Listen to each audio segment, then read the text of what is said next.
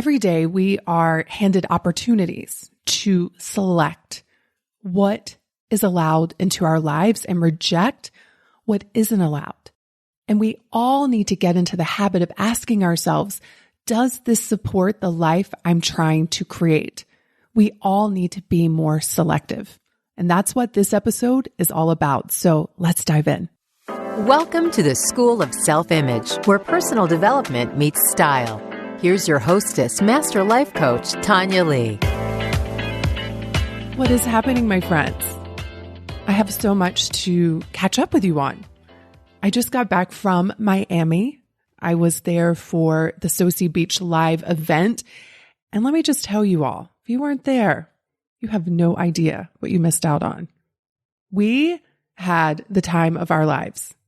It was even better than I had imagined. And trust me, I'd imagined fabulousness. But spending 3 days with the School of Self-Image members, having incredible content, having parties every night, I'm telling you, it was so much fun. In fact, we were already planning the next one. That's how much fun we had. I told my team, I was like, listen, we're going to do this as an experiment because I had never done a larger event. And quite honestly, I didn't know if I was going to like it. I didn't know if it was going to be one of those things when I was done, it was going to be like never again. But when it was done, I said, okay, let's go. In fact, before the weekend was over, we were already planning the next venue and securing a hotel. We are some quick starts on my team. When we make decisions, we get to work and make it happen. So that was super fun. And then I stayed for an extra week because I held my team annual meeting in Miami. And so just all of it, the energy of being in Miami and South Beach, the sun, the people, the conversations, I'm on a high right now. In fact, I'm probably talking really fast. So I'm going to have a sip of coffee and slow it down a little bit. So I got home 3 nights ago, and then my parents flew in the next day, and we just celebrated my mom's birthday last night. And just, oh my goodness, I can't wait to tell you all everything that's happening. So good, so much fun. And as I was sitting here this morning thinking about this episode and what I wanted to talk about, I revisited my past when I just allowed everything into my world. I was reacting constantly 24/7, and I felt stuck. I felt like I wasn't making progress in my life. But when I started to be selective, choosing things on purpose instead of just claiming whatever was handed to me, that's when my life started to get better faster.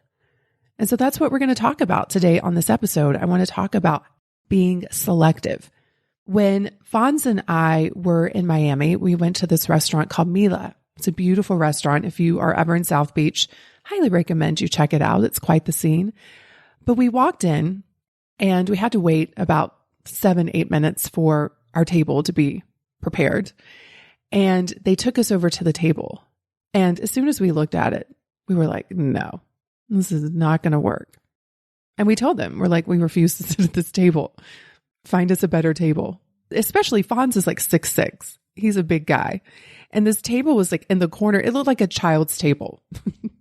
The little tables that we always put the kids when the adults were having dinner. That's what this table looked like. It wasn't in a good location. It was a small table, and it just wasn't a fit for the experience that we wanted to have. And so we told the maitre d', we're like, we need another table. And so she found us one much better table. And then another couple came and sat down beside us. They had tried to seat them at the same table and they refused because they saw us refuse it. But eventually we saw a couple who just took that table. And I was a little sad for them. I can't imagine that they were okay with this table. The table was this bad. And yet they sat there and they just took what was given to them without asking for a different experience, without being selective. So I looked up the definition of selective, and it means relating to or involving the selection of the most suitable or best qualified. And then there was another really fascinating definition for electronics, which means able to reject frequencies other than the ones selected or tuned. And when I read that one, I was like, whoa. I talk a lot, especially within my membership, about frequency and alignment and energy. And oftentimes when it comes to the process of selection, we select what is on our energetic field. So for example, it's a great example, when you are feeling depressed, when you're feeling sad, when you're in a mood, you will be more likely to select things that match that mood, that match that emotion. Like attracts like. And the opposite is true. When you are in a high vibe frequency, when you're feeling delighted or excited or passionate or joyful, you are more likely to select things that match that frequency. And likewise, you are more likely to reject things that don't match that frequency. And you can see this on both ends of the spectrum. There have been many times, you all, when I was in a mood for long periods of time that I would have friends come over and say, hey, let's go out, let's go do something. And I'd be like, no. I would select an experience to complement the mood that I was in. Equally, the other night, when we were offered that table, it didn't match our mood. It didn't match our frequency. And we were like, no, we rejected it. It's like, this does not belong in our experience. So just knowing this, that we can reject frequencies other than the ones that we want, and we can select things and people and experiences that match how we want to feel or how we're currently feeling is the secret, my friends. Now, this is not easy because what we often do is we select things that match our current self-image. So we see ourselves a certain way, and then we select things and people and experiences that match how we see ourselves. So for example, let's say that you see yourself as a person who is afraid of confrontation, and you have your entire life steered clear of any kind of confrontation. When you are offered a table that doesn't match how you want to experience that restaurant, let's say, for example, you will accept it. You will not select something else because of how you see yourself. Another example is if your self-image is that of a person who doesn't manage money well, you will notice that your spending selections will mirror that back to you. You may overspend. You may not look at your spending. You will, in your mind, not be selective of your money and spend on purpose. If you see yourself as someone who is unable to manage your time effectively, you will not be selective with how you use your time. You're always selecting, but a lot of times we are selecting the same things over and over again, so it becomes very impulsive and reactive. It's not intentional. So knowing that your current selections are a mirror of your self-image, you can use this information for you. And the way to do that is to begin to make new selections to provide evidence for how you want to see yourself. And in this process, you just have to expect that it's going to be uncomfortable. Transforming your self-image is no joke. It is very uncomfortable. It takes a lot of effort in the beginning because you are rewiring your brain. And for many of us, we're overcoming decades of thoughts and beliefs and habits, and now a pile of evidence to confirm how we currently see ourselves.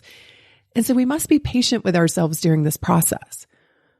But I want you all to be thinking about how you want to see yourself in relationships, around money, around your career and business, all of the areas of your life. How do you want to see yourself?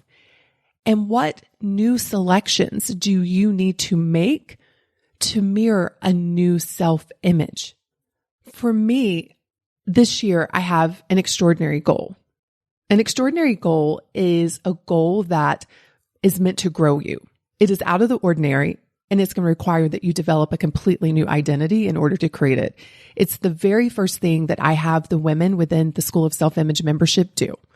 I'm like, okay, if you all need to understand who you want to become, just choose an extraordinary goal, and that will show you.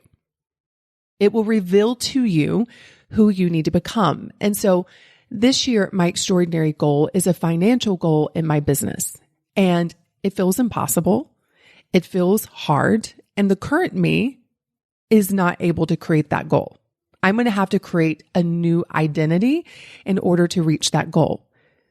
And so I was thinking about my selections and what I need to be more selective of in order to reach my goal. And my two areas that I know I need to be more selective of are time, how I use my time. And listen, you all, I feel like I'm already really good with time management. However, I need to be thinking about where I need to be placing my attention and how I need to be using my time in the most effective way to reach this next level. So that's the first area. The second area for me is people. More specifically, my team. I need to be very selective around who I hire and who I bring into the School of Self-Image to support me. Because listen, you all, no one does this alone. No one creates extraordinary success by themselves. There's often a big group of extraordinary people making it happen. And so I need to be very selective with who I bring in, making sure that they match our culture and our values, and they're in alignment with our mission and our vision. So this means not hiring in a hurry, not hiring because I need help immediately. That reconfirms an older self-image of someone who's reactive, of someone who's not intentional. And I don't want to do that. Like, I know I need to be more selective. I need to slow down and be meticulous and really think through the experience that I want to create for my members. I need to be keeping my extraordinary goal at the forefront and choosing people that are on that frequency. The same goes for another project that I'm working on right now called the Business Image Mastermind. It is so good. I cannot wait to share it with the world. In fact, if you go to Business Image Mastermind, you can join the wait list, so you will hear about it as soon as we open the doors. But I was thinking about the women that I want in this mastermind. The dreamers, the doers, the ones who are supportive, the ones who live their lives from the future, the ones who are excited about what they are here to do. I was thinking about that frequency. And I will be required to be very selective of who comes into this mastermind. Now, my work as a coach is to get women into that frequency. So sometimes, for example, someone will come into your world who isn't on the same frequency as you are, but something within you knows that they want to be there, right? They're not just going to come in and complain and they don't want to change. They come into your world for a reason. They come into your world because you can actually inspire them to elevate. And so as I'm thinking about this Business Image Mastermind, for example, I'm holding the frequency of what I am going to invite women to step into. However, in the application process, if I sense that a woman's not ready to step into that or she's not willing, then I need to be very selective of that container of the energy that I allow into it. So I want you all to be thinking about your goal. I want you to be thinking about the area of your life where you're not being selective and what it's costing you. The first area we all need to look at, every single one of us, is our thoughts. Are you selecting your thoughts on purpose? Or are you just letting your brain run wild without supervision? Right? A thought pops in your head and you're like, oh, I'm just going to hang on to that one, even though it doesn't serve you. I always go back to style metaphors and analogies, but it's like you putting on an ugly dress and just wearing it around all day. It looks terrible on you, and yet you don't take it off. You just keep wearing it. That's what choosing to believe a thought that doesn't serve you is like. And yet, when you have thought a certain way for so long and that belief system has formed your self-image, you will select thoughts that match that frequency, and you will reject thoughts that do not. So for example, if you've seen yourself as overweight, when thoughts pop into your mind, like, I have no control, this is never going to work, I will never lose the weight, like all of these old recycled thoughts, when they pop up, you will hang on to them. You will select those versus selecting new thoughts and living into them. I keep going back to the definition for selective as it relates to electronics, where it says, able to reject frequencies other than the ones selected or tuned. Many of you are tuned into frequencies that just don't serve you. So you're going to have to reach for a different frequency and start rejecting anything that doesn't belong there, that doesn't fit. I'll give you a really good example.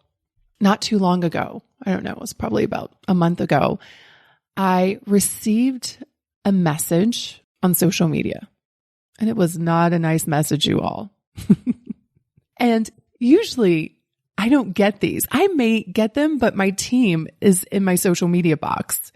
And so they usually handle a lot of my social media. But sometimes I love to go in there and respond to people and just see what's happening. So I go into my Instagram account, and there's a message there from this woman who clearly is not a fan.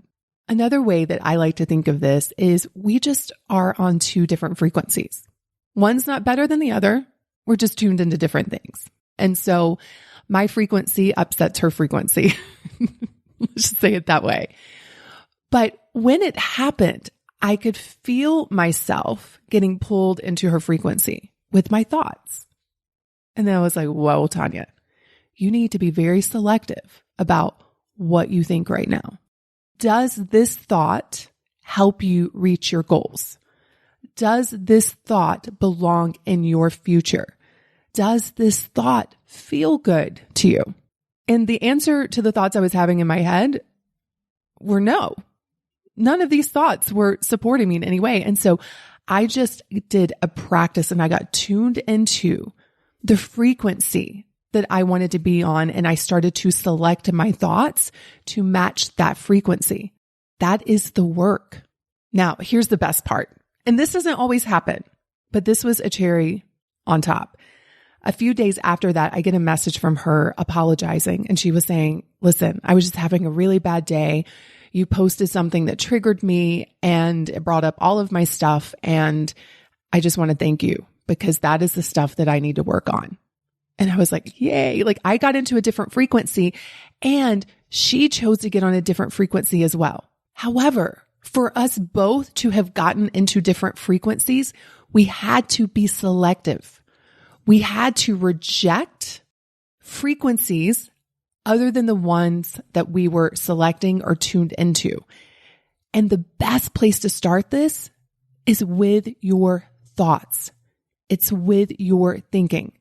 However, there are other areas where we all need to be more selective, which will support the thoughts that we want to have. For example, being selective with your relationships. Now, there are different schools of thought around this. One of them being you don't need to avoid certain people. You need to use people as your teacher and as an opportunity to work on your thoughts.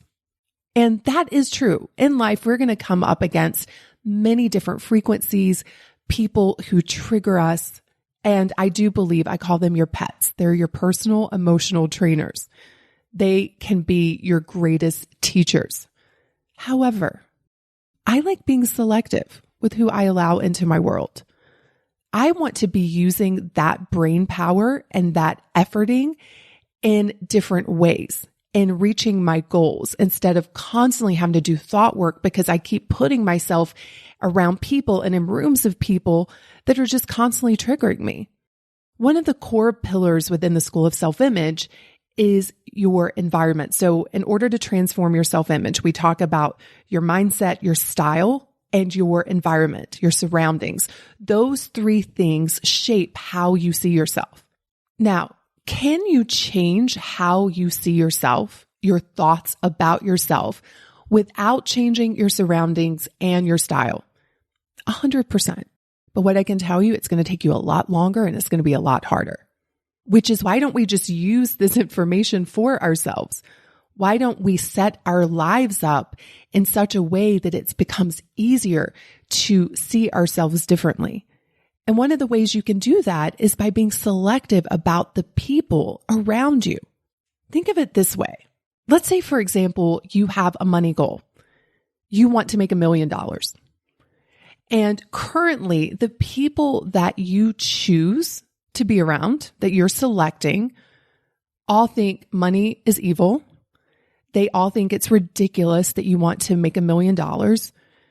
No one in that group has ever made $1 million, and none of them think it's possible for you. Now, could you make $1 million around these people? 100%. But it is going to take a lot more efforting on your part and thinking intentionally. You're constantly going to be being triggered and having to work on those thoughts versus putting yourself in a room full of millionaires. They've all made $1 million. They all think money is fun. They think you can do incredible things with money. They think money is easy. They love having money. They love sharing money. Their stories around money are totally different, and they believe you can make $1 million. Which one of those groups do you think it will be easier to make $1 million within? The group of millionaires, right? And this principle can be applied to any goal that you have. Let's say you want to get in shape. You want to be in the best shape of your life. And currently you're around people who don't value their health, who eat whatever is put in front of them, who don't exercise, who make fun of people who want to be in shape, versus being around people who value their health, who are selective about what they put into their bodies, who love working out. It's going to be so much easier to get in the best shape of your life if you're surrounded by that latter group. I saw this when I moved to Colorado. Colorado is a state full of really healthy people who love being outdoors, who love hiking and biking and skiing and just enjoying life. And so when I moved here, I was more inspired to get outside, to really get in shape. And I continue to be on this journey. And I think a place like Colorado is one of the best places I could put myself in, this frequency, this energy, these people, in order to continue to elevate my own fitness journey. When it comes to being selective with people, here's my 2 cents. Life is too short, you all, to surround yourself with people who are constantly triggering you, putting you down, the naysayers, the ones who are the pessimists. If you're someone who has big dreams and you want to live an extraordinary life, start placing yourself around extraordinary people. So we have talked about being selective with your thoughts, being selective with the people you surround yourself with. I also want you to be selective about what I call your intellectual consumptions, what you consume with your mind. I'm talking about TV, music, podcasts, books, social media, any type of information you consume. You need to be 100% selective around, because your mind is your greatest asset. If you are putting junk in, you're more likely to put junk out. Now, I don't know what that is for you. Some of you may think that I'm talking about reality TV. Listen, if that's your thing and you feel like it makes you better and it produces a result that you like, then who am I to say that's junk for you? I think we all have to decipher for ourselves what is quality and what is not. All I want you to think about is, are you selecting the best intellectual consumptions for you that match the frequency of your future? I always love to go into my future and visualize the version of me that I am working towards and ask myself, is she watching this? Is she reading this? Is she looking at this? And if not, I need to reject it in my present. I've talked about this before on the podcast, but this happened with me during my weight loss journey. One day I looked over at my bookshelf and it was just full of books that confirmed my self-image that something was wrong with me, that I was broken and that I had a weight issue. Diet books, how to be happy books. And I had this realization that those intellectual consumptions were confirming a story about myself that was keeping me stuck in this toxic cycle. So I got rid of all of them. And I put beautiful books on my bookshelves, books about travel and style and architecture and home decor, books that I imagine the future me was reading, novels, right? Just beautiful books that matched the frequency that I wanted to be in. And those intentional selections changed me. In the moment, it seemed so small. What is a book going to do for me? But every time I looked at that book, I had new thoughts about myself and what was possible. So be selective with your intellectual consumptions. Another area that you can look at being more selective in is your time. Within the School of Self-Image membership, we have a whole section on time management. And I walk members through the Dream Atelier process where we really think about how we're using our time and what is the result of it. A question you can ask yourself that will really highlight how you're using your time and if it's effective is, if I were to continue to use my time in this way for the rest of my life, would I be happy with the result? That will reveal a lot to you. So for example, right now I'm recording this podcast. I'm being selective with how I use this time. And I can fast forward into the future and look at the result of using my time in this way for the rest of my life. And am I happy with this result? 100%. The body of work that I am creating over the course of my lifetime, thinking about it from the end of my life, I will be very pleased and delighted with myself. However, yesterday, I'm going to call myself out here, I was hanging out with my mom and dad. We were watching a movie and I realized that I was procrastinating on unpacking my luggage. I've gotten into a really good habit. As soon as I get back from a trip, first thing I do is I unpack. But my parents came in the very next day. And so I've been putting it off. And so I asked myself, if I continue to procrastinate on unpacking my luggage for the rest of my life, would I be happy with the result? And the answer was no. I would just have piles of clothes from trips that just were not attended to. And so with a curious eye, with love for yourself, this is not for you to beat yourself up with. Please, that doesn't help any of us. That is not a good use of your time, by the way, beating yourself up. But with a lens of fascination, of getting to know yourself, just be curious about how you're using your time and if you would be happy with the result, if you continue to use it in this way. The final area that I want to discuss during this episode, where we can look at being more selective, is with our food consumption. Now, I've talked about intellectual consumption, what you put into your brain.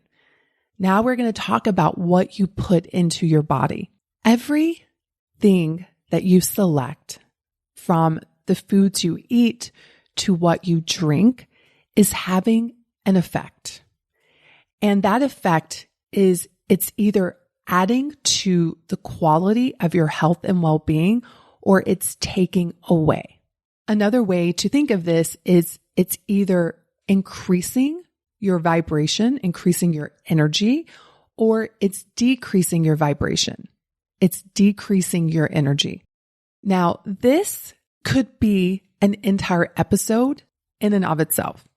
I have a lot to say about this. I have a lot of thoughts about it. But all I want you to think about right now is, am I being selective with what I put into my body? Am I reading the labels? Do I even know what's going into my body? Or am I just consuming things out of habit Am I consuming things that confirm a self-image that is no longer serving me? And if the answer is yes, this is a beautiful opportunity for you to start making new selections to confirm how you want to see yourself. Maybe you want to see yourself as a woman who takes exquisite care of herself. Maybe you want to see yourself as a healthy and fit woman. Maybe you want to see yourself as someone who loves herself so much that she only wants the best for herself. What does she select in terms of what she puts into her body? Select things and people and foods and experiences that elevate you, that tune you into a different frequency, and reject selecting things that keep you stuck, that keep confirming an identity that no longer serves you. Let's all decide right now that we are going to be more selective with what we allow into our lives. Have a beautiful week, everyone. I cannot wait to see you in next week's episode. Hey, have you grabbed your free copy of the School of Self-Image Manifesto? If not, what in the world? Head over to schoolofselfimage.com/manifesto and get a copy that teaches you how to think and show up in the areas of mindset, style, and surroundings so that you can transform your self-image.